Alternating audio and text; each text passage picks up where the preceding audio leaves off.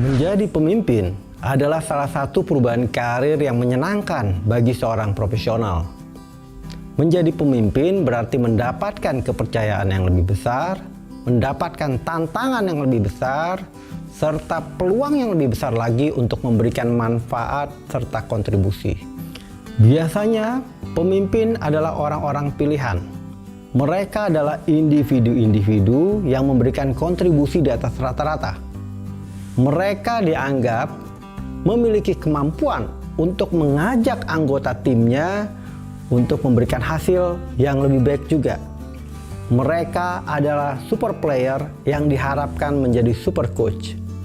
Untuk menjalankan peran yang berbeda, dibutuhkan perilaku yang berbeda.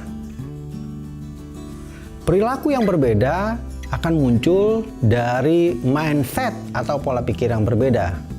Kita tidak akan efektif bila menjalankan peran dan tanggung jawab yang berbeda dengan perilaku yang lama atau mindset yang lama. Apa jadinya kalau seseorang sudah bekerja tapi mindsetnya masih mindset mahasiswa? Apa jadinya kalau seseorang sudah menikah tapi mindsetnya masih mindset single atau bujangan? Dan apa jadinya kalau seseorang menjadi pemimpin tapi mindsetnya masih individual kontributor? Sayangnya tidak selalu perubahan peran dan tanggung jawab diikuti dengan perubahan mindset yang tepat. Kita seringkali melihat orang-orang yang berubah peran dan mindset mereka tidak berubah. Mungkin teman-teman pernah melihat orang yang sudah pensiun dari jabatannya sebagai pemimpin, namun dia masih merasa menjadi pemimpin. Inginnya mengatur orang, menyuruh-nyuruh orang. Nah, kalau ini terjadi akan menyebabkan dampak yang kurang baik untuk lingkungannya atau bahkan untuk dirinya sendiri. Ketika seseorang individual kontributor atau super player dipromosikan untuk menjadi pemimpin atau super coach, seringkali mereka terjebak dengan yang namanya super player syndrome atau Maradona syndrome. Maradona adalah seorang super player atau superstar yang sangat bagus sekali ketika menjadi pemain. Sayangnya, pada waktu dia menjadi seorang pemimpin, dia tidak terlalu berhasil untuk membuat anggota timnya menjadi the next superstar seperti yang pernah dia lakukan sebelumnya. Maradona adalah metafora dari seorang super player yang tidak bisa merubah mindsetnya menjadi super coach. Ketika menjadi seorang individual kontributor, seseorang akan dinilai dari kemampuan teknis yang dia miliki. Kemampuan teknis adalah kemampuan yang terkait dengan cara-cara dia melaksanakan peran dan tanggung jawabnya. Kalau dia adalah seorang pemain bola, berarti dia akan dinilai dari kemampuan dia mencetak gol, melakukan dribbling, memberikan umpan, atau melakukan tackling. Dan kalau dia seorang kiper, itu adalah kemampuan dia untuk menjaga agar gawangnya tidak kebobolan. Ketika seseorang menjadi pelatih, dia akan dinilai dari berapa banyak prestasi yang diraih oleh timnya. Artinya adalah anggota timnya yang bermain bola.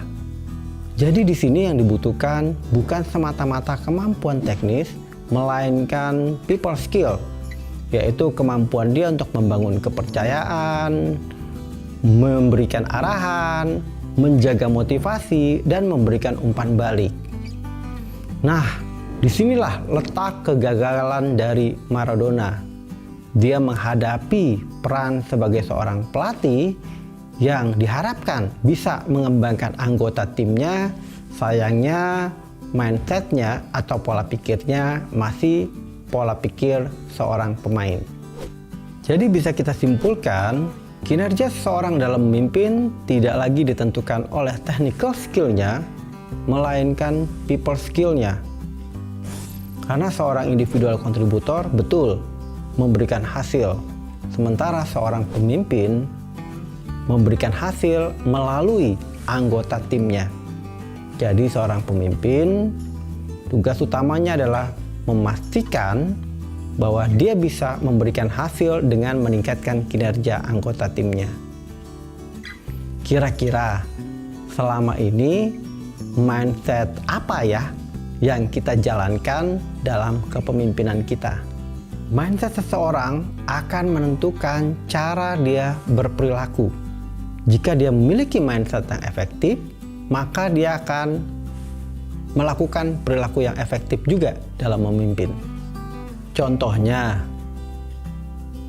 kira-kira bagaimana perilaku jika seseorang pemimpin melihat bahwa target yang diberikan kepada timnya tidak realistis?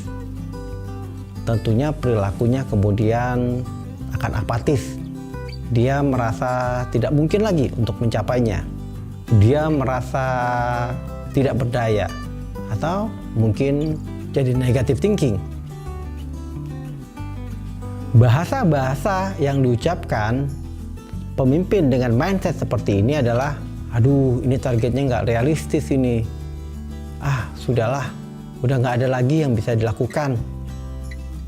Ya udahlah, apa boleh buat kalau begini.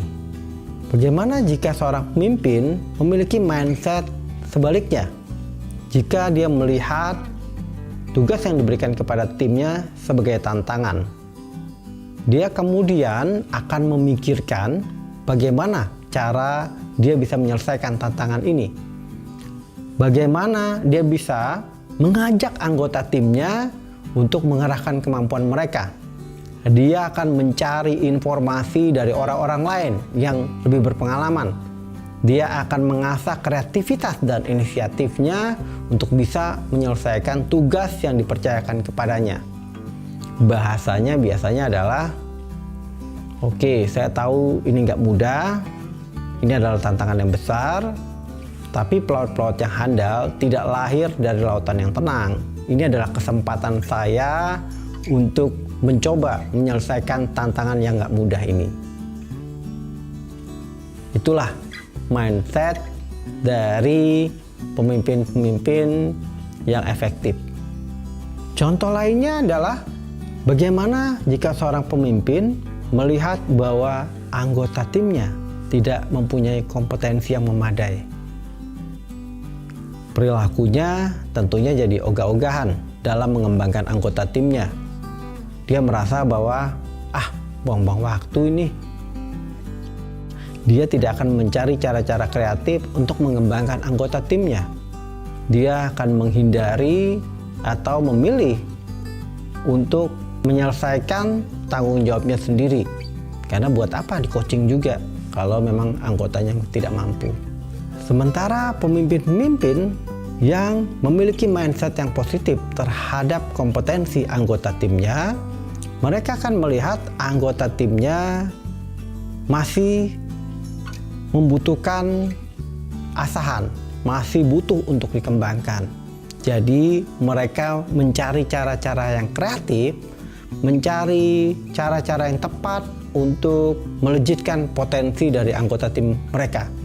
Mereka menanamkan keyakinan pada anggota tim mereka dan senantiasa mendorong serta memotivasi anggota timnya untuk mengeluarkan kemampuan terbaik. Oleh karena itu, kalau seseorang ingin melakukan perilaku memimpin yang efektif, dia perlu mengecek dan membentuk mindset yang efektif dulu dalam memimpin. Ini sejalan dengan apa yang dikatakan oleh Stephen R. Covey, seorang pakar kepemimpinan, yang mengatakan kalau kita ingin melakukan perubahan yang kecil, kita cukup merubah perilaku saja. Tapi kalau kita ingin merasakan dampak yang signifikan, kita perlu mulai dari mindset atau pola pikir atau paradigma kita. Karena mindset yang tepat akan membuat sebuah perilaku yang lebih efektif. Jadi kita bisa memulai dengan mengecek dulu mindset yang kita miliki. Apakah sudah tepat untuk menjalankan peran sebagai pemimpin? Ada 4 mindset yang fundamental untuk seseorang menjadi pemimpin yang efektif. Mindset pertama adalah menjadi super coach, bukan super player. Ketika seseorang masih menjadi individual contributor, dia mencapai hasil melalui perilakunya. Jadi dia berorientasi dan fokus pada pengembangan dirinya. Namun ketika seseorang menjadi super coach, dia memberikan hasil melalui kinerja anggota timnya, sehingga orientasinya adalah bagaimana caranya supaya anggota timnya bisa memberikan kinerja lebih baik. Di sini adalah perubahan mindset penting dari saya menjadi tim saya, dari super player menjadi super coach. Paradigma yang kedua adalah memberikan hasil melalui orang lain, bukan hanya memberikan hasil. Pemimpin yang memiliki paradigma ini akan menyadari pentingnya untuk mengenal orang lain, mengenal anggota timnya. Dia mengenal profil dari masing-masing anggota timnya, apa yang mereka suka, apa yang tidak mereka suka, apa yang membuat mereka termotivasi, dan apa yang membuat mereka tidak nyaman dalam melakukan tugasnya. Nah, di sini tugas seorang pemimpin adalah membangun interpersonal relationship yang baik dengan anggota timnya agar dia bisa efektif dalam memotivasi anggota timnya. Mindset yang ketiga adalah mengembangkan people skill. Seringkali ketika seseorang dipromosikan menjadi seorang pemimpin, ketika dia masih menjadi individual contributor, dulunya pekerjaannya belum tentu relevan dengan peran dia sebagai pemimpin. Ada peran-peran sebagai individual contributor yang tidak terlalu membutuhkan interaksi yang tinggi dengan orang lain. Misalnya membuat program, kemudian mengelola administrasi, atau menyelesaikan laporan-laporan, atau melakukan analisis. Walaupun memang ada pekerjaan-pekerjaan yang memungkinkan untuk interaksi dengan orang lain, seperti mungkin sales atau pekerjaan-pekerjaan yang berhubungan dengan bekerja dalam tim. Nah, ketika seseorang menjadi pemimpin, dia diharapkan mempunyai people skill yang lebih baik, karena dia dibutuhkan untuk membangun kepercayaan dengan anggota timnya. Kemudian dia juga perlu tahu cara-cara untuk memberikan arahan yang efektif pada anggotanya. Kemudian dia mampu untuk mendelegasikan pekerjaan. Kemudian dia juga mampu untuk memberikan umpan balik kepada anggota timnya. Serta yang paling penting, dia juga perlu untuk memberikan apresiasi kepada orang lain. Jadi di mindset yang ketiga ini, seorang pemimpin yang efektif menyadari kebutuhan yang besar untuk mengembangkan people skill-nya. Mindset yang keempat, seorang pemimpin membuat anggota timnya merasa bekerja bersama dengan pemimpinnya, bukan bekerja untuk pemimpinnya. Terkadang ada pemimpin-pemimpin yang ketika dia menjadi seorang pemimpin, dia mendikte anggota timnya. Dia memaksakan cara-cara dia untuk melakukan sesuatu. Padahal ada cara lain yang bisa dilakukan, yang mungkin lebih sesuai dengan gaya atau kemampuan dari anggota timnya. Di sini seorang pemimpin yang efektif menyadari tugas mereka adalah memastikan anggota timnya mengetahui hasil atau tujuan yang ingin dicapai, dan mereka memberikan kebebasan kepada anggota timnya untuk menggunakan kreativitas mereka dalam mencapai tujuan tersebut. Jadi di sini dia terbuka kepada input-input dari anggota timnya, tapi dia tetap menjaga supaya hasil dan tujuan tercapai. Jadi di mindset yang terakhir ini, seorang pemimpin yang efektif membuat anggota timnya menjadi partner bekerjanya, dan dia membuat anggota timnya merasa, wah, pemimpin saya ini sangat membantu saya. Pemimpin saya ini adalah mitra saya untuk bersama-sama mencapai sebuah tujuan. Dari keempat mindset tersebut, mana mindset-mindset yang sudah efektif yang sudah teman-teman miliki? Dan kemudian coba dicek mana mindset-mindset yang masih perlu dikembangkan. Oke teman-teman, itulah 4 mindset fundamental dalam menjalankan peran sebagai pemimpin. Selamat membentuk mindset-mindset yang efektif, dan semoga teman-teman bisa menjadi pemimpin yang memberikan manfaat serta kontribusi lebih besar. Selamat memimpin.